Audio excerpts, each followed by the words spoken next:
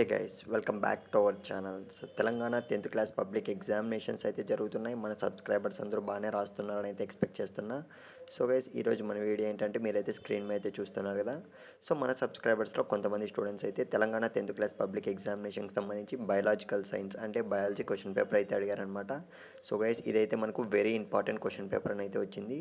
So maximum guess చేసిన paper ఖచ్చితంగా ఇదైతే. సో ఖచ్చితంగా మీరు ప్రిపేర్ అవ్వడానికి అయితే ట్రై చేయండి. సో లాస్ట్ 2 days బ్యాక్ అయితే మన ఛానల్లో so AP 10th class public ఎగ్జామినేషన్కి సంబంధించి బయాలజికల్ సైన్స్ అంటే బయాలజీ క్వశ్చన్ పేపర్ అయితే అప్లోడ్ చేసాం.